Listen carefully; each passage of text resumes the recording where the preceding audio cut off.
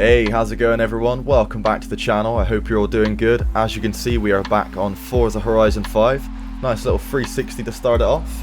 And in this video, we're just going to be going over all of my controller settings.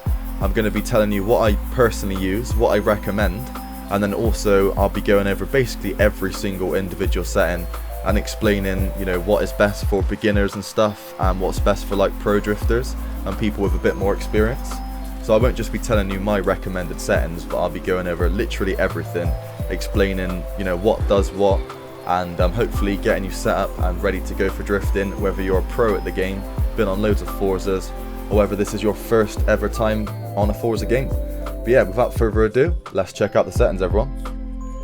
So what you want to do is, in a single player session or multiplayer, just press start, go into the settings menu, head over to difficulty, and these are the first settings that we're going to change.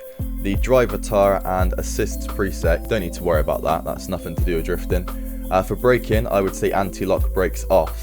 That means that when you press the brakes too hard, they might lock up and lock the wheels, but most real life drifters and people drifting in games do prefer that, as you can do like brake lock entries and stuff.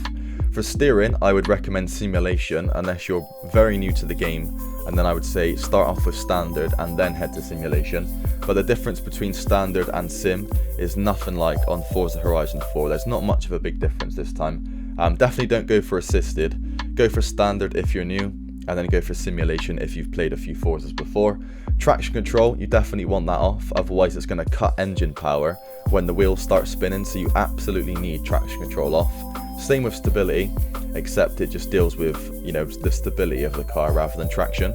Shifting, I would recommend manual. You definitely don't want automatic, because anytime you get into a good drift and you get the wheels spinning, the car is going to change gear for you and mess up your drift. So no automatic. I would recommend manual. Some people like to use manual with clutch, but the problem with that is every single time you want to do a gear change, you have to get the timing of the clutch absolutely perfect on Forza, otherwise it sort of doesn't change properly.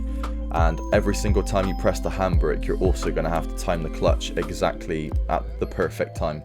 So personally, I would recommend using manual, and that's what I use myself. Sometimes I might use manual with clutch, but honestly it's kind of more effort than it's actually worth, I would say. Driving line, I would say keep that off unless you're new to the game, and have it on braking only. That just means if you're going too fast for the corner, it's going to show you like a red line and basically tell you to slow down for that corner. It doesn't have a driving line all the time, just when you're going too fast. Damage and tyre wear, I would suggest having that off. If you do have it on, basically as time goes on and you drift more, your tyres are going to wear out and get much more slidey. If you want it predictable, I would say keep that off. And rewinds, don't need to worry about that. That's just wherever you prefer. And then HUD and gameplay, that's again personal preference, just depends what you want on the screen and what you don't. My controls I actually have set to the complete standard sort of bindings, and then advanced controls is basically just for steering wheel, so I won't worry about any of that, to be honest. You can mess around with like vibration and things, but personally I leave my vibration on as well. But that is it, that is all my settings for drifting on Forza Horizon 5 on controller. I'm going to do a future video talking about the steering wheel.